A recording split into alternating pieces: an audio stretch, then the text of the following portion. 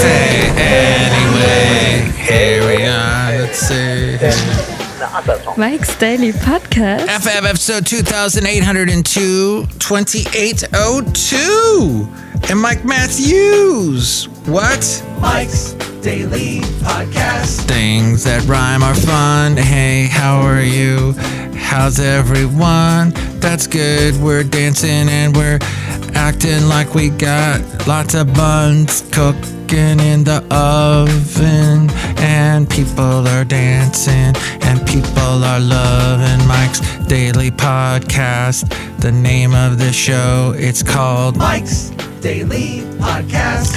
And I've been fiddling with the volume of this show. Mike's There, it's better. Daily I hope you like Podcast. this program so far. Yeah! Because I just, as soon as you go on a Zoom call, for some reason, if you record a podcast, it takes the thing and messes with it. And I guess that what I've just said maybe makes sense to two people out there. So that's all I got listening to my podcast anyway, so that's all right. Here at Café Anyway, somewhere in Podcaster Valley, the last place on earth. So good to be here. Listen, I know you want to be in Congress. I know you want to be part of the House of Representatives. I know you want to either be a Republican or Democrat or maybe something else. You want to do some other thing.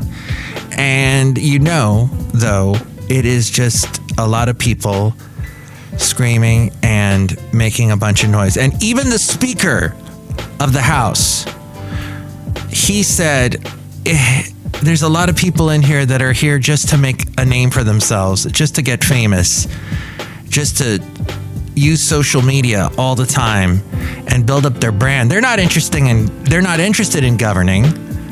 They just want to build up this brand that they have. And that is very telling of what's going to happen to us as a government, as a nation in the future. And here's today's podcast picture. How will we be governed by people that want to be a brand? Because somebody that made a brand for himself with TV and then with social media, and then he's created his own social media. What was that all about? Going to run for president. Well, he is running for president. So is that going to be more of the same in the future? These are all questions. That was a question, more or less, that I made. Oh, so in the state of California, where this podcast comes to you, and the podcast picture is something from California. A nice sunset the other day in Fremont. The late great Basil the Boxer liked sunsets. He would bark at them sometimes like this. Oh, I guess he's done barking. Oh, he psyched. He fooled me. So the California State of Equalization, otherwise the State Board of Equalization, or BOE, released its fiscal annual report for the years 2022 to 2023. And the total statewide assessed property value for the January 1st, 2023 lien date, lien as in when they put a lien on your house and they can extract however much money you owe from that. Anyway, with all that and the county assessed and state assessed values, it came in at $8.3 trillion, so it had risen by a little over 6% from the prior year. For county, let's see here, for the county assessed properties, the total local property tax revenue generated. Is that why you're bald, Mike? Property taxes? Yeah, that made me bald. When I first had to pay a property tax, I was like, wait, what? In Podcaster Valley, it's how much? And it's so funny because I went back in time. I was able to, because if you go on the county, when you pay your taxes, you can go there to whatever county you live in and see who, if you bought a house from someone, how much they were paying before you. And it's generally going to be crazy low. So basically, with property taxes for me, seeing from what the guy who owned the house before me, what he paid, at a zero. That's how much more it was. Just add a zero to that amount. And that's how much I owe, and it keeps going up and up.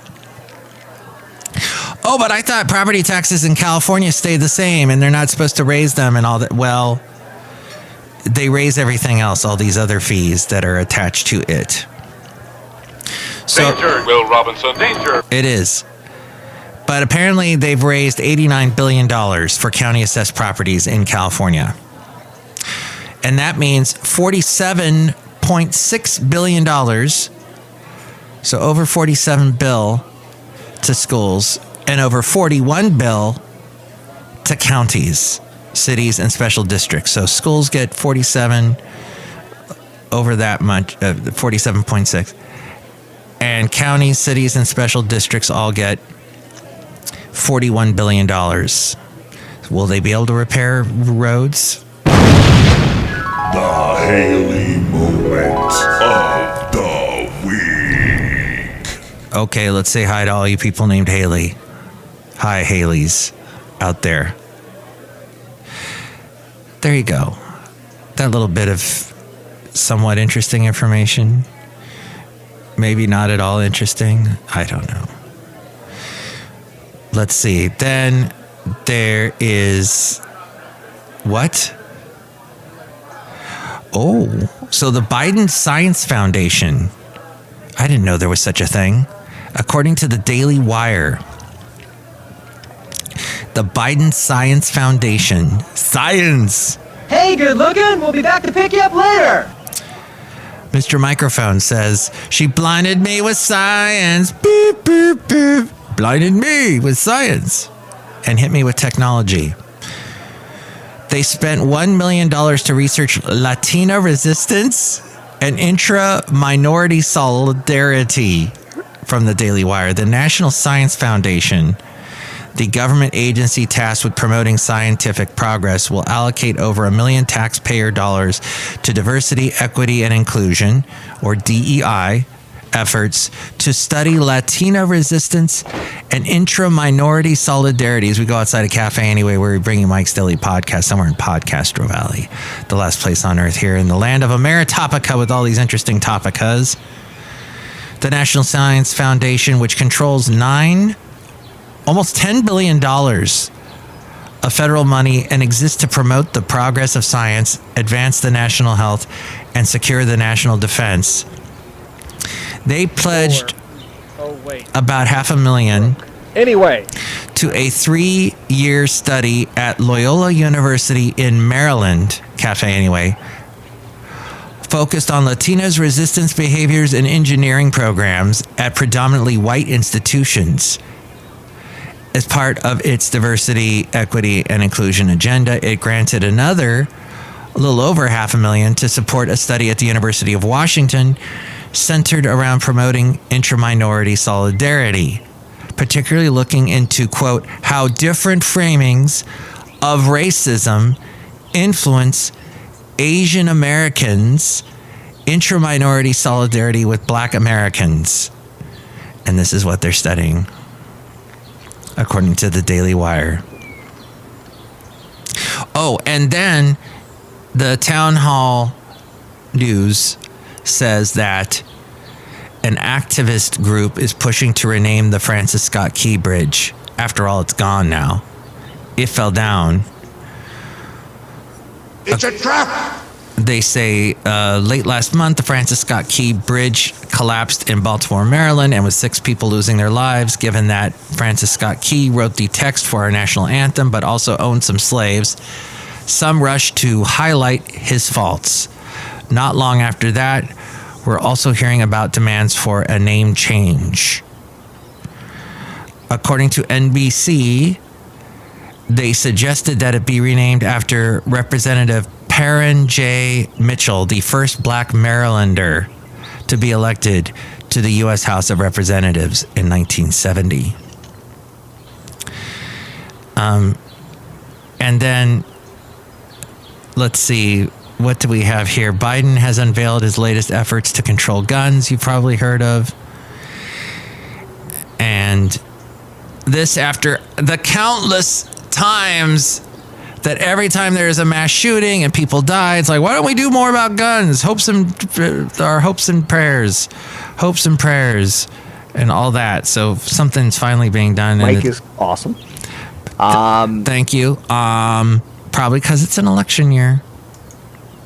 Okay, on to other interesting things, including podcasting. And we're going to wrap this show up, this podcast about podcasting, and that is podcasting is not surging like it did during the COVID-19 pandemic. Then that was when ad spend surged 55% year over year in 2021. So let's see, in 2021,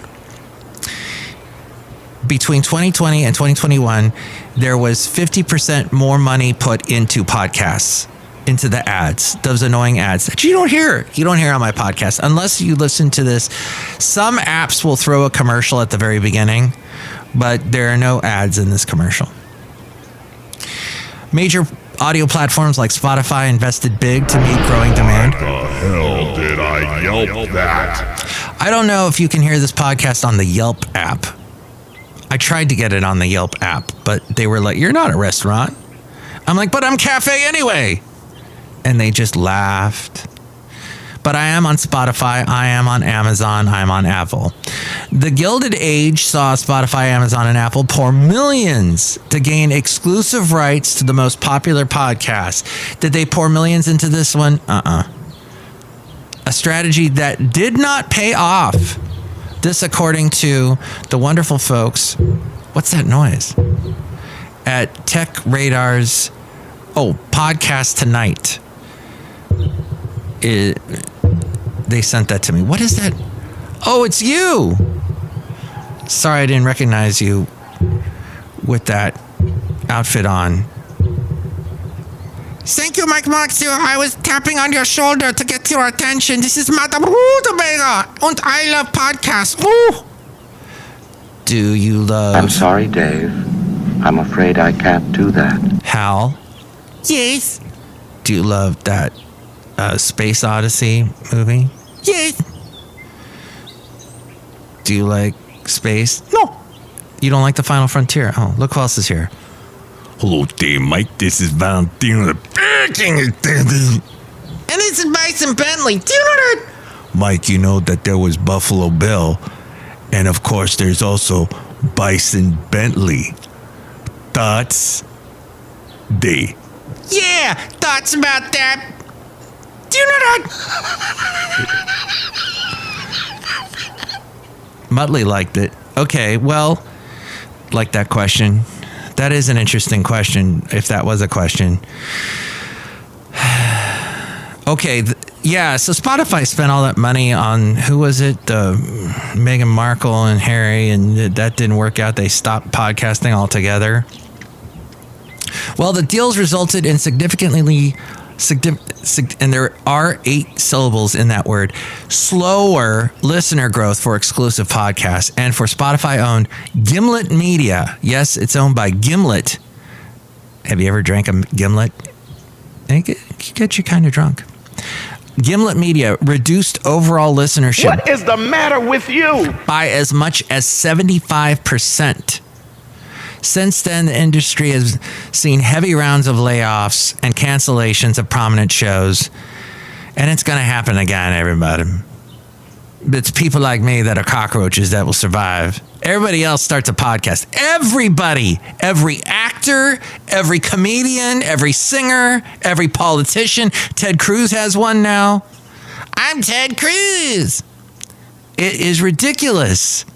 They're just going to stop. They're going to pod fade. They're going to get tired of it after a month.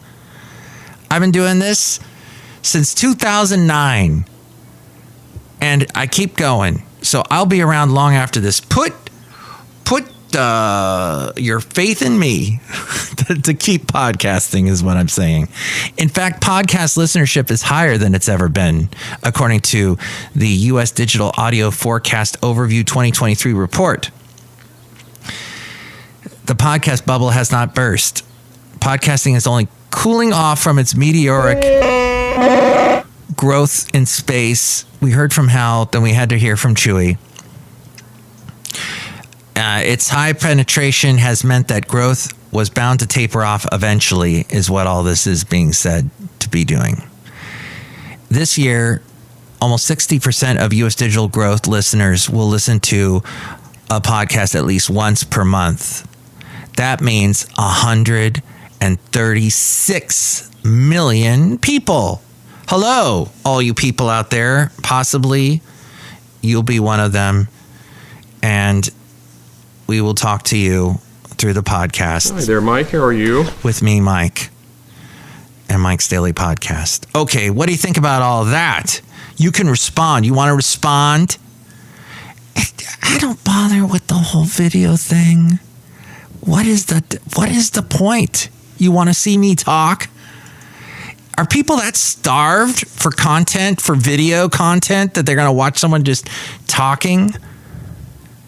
What is it? I guess I'd rather watch the dancers on TikTok than someone just talking on TikTok. But you can hear this podcast on TikTok, but it's like a quick little 1-minute version of it. And my handle is Mike's Daily Podcast. But yes, if you would like to respond. How's the mic, Mike? Thank you, Mike. I am Mike. If you'd like to take the mic and speak to Mike, you can call me here. Call Mike at the Café Anyway hotline. Area code 510-228-4640. And to catch the podcast picture and past podcasts and other P words, plosives, and all that wonderful beautifulness in the podcast world, you can do that by going to this website that A-Frame will tell you all about now. Mike's Daily Podcast is written and produced and performed by Mike Matthews. His podcast is super easy to find. Download or listen to his show and read his blog at mikesdailypodcast.com. Email Mike now at mikesdailypodcast@gmail.com. See you tomorrow. Bye!